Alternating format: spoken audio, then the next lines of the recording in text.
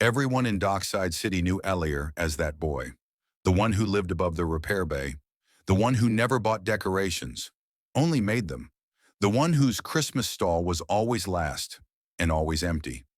Every winter, the Grand Market lit up with imported crystal globes, floating hologram wreaths, and ornaments forged by master artificers. They sparkled with magic and status. And then there was Elior's table, hand-cut glass, twisted wire, bits of broken prisms salvaged from junk ships. His ornaments didn't float, they didn't sing, they didn't glow on their own, but he polished each one by hand. Children laughed as they passed. Why would anyone wear that? My mother says those are scrap toys. Look, this one's crooked. Elior smiled anyway. He believed Christmas wasn't about perfection. It was about meaning.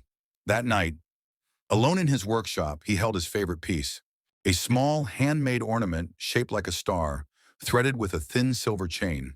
Inside it, tiny fragments of colored glass caught the light.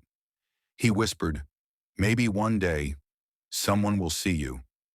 Dockside City froze when the royal skyship arrived, not because of fear, but because of awe.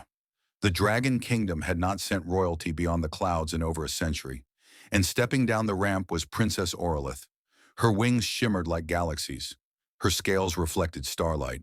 Her presence silenced the market. She walked slowly among the stalls, ignoring the crystal merchants, the enchanted sellers, the bowing nobles. She stopped at Elior's table. The crowd whispered, "Why there? Those aren't worthy gifts. She'll insult him without even speaking." Elior froze. The princess lifted one ornament, the small star. She turned it gently. "It's imperfect," she said. Elior swallowed. "Yes, Your Highness." "It was shaped by hands, not spells," she continued. "It reflects light, but does not command it." She looked at him. "Who made this?" "I did," Elior said quietly. "From scraps."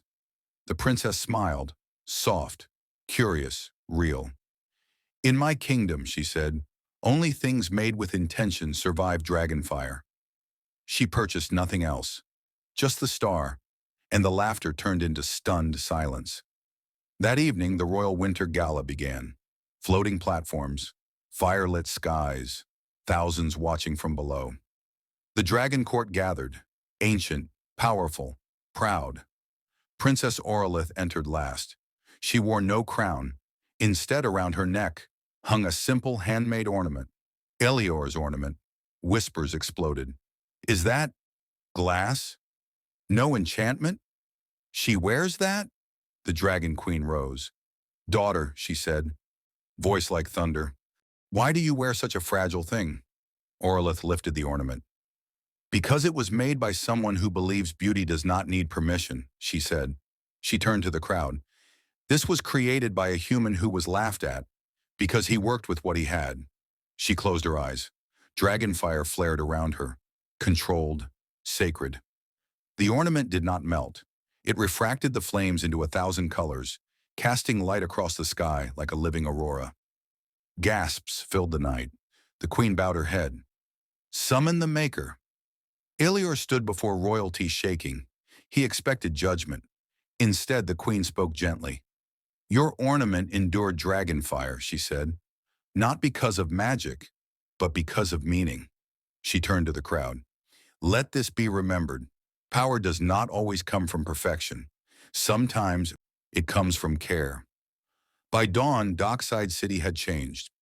People lined up at Elior's stall, not for magic, not for status, but for something made by hand. That Christmas, every home glowed differently, not brighter, warmer, and high above the city, on a balcony of stone and stars, Princess Orolith touched the ornament at her neck. Below, Elior looked up. They didn't speak. They didn't need to, because sometimes the smallest light is the one that changes everything.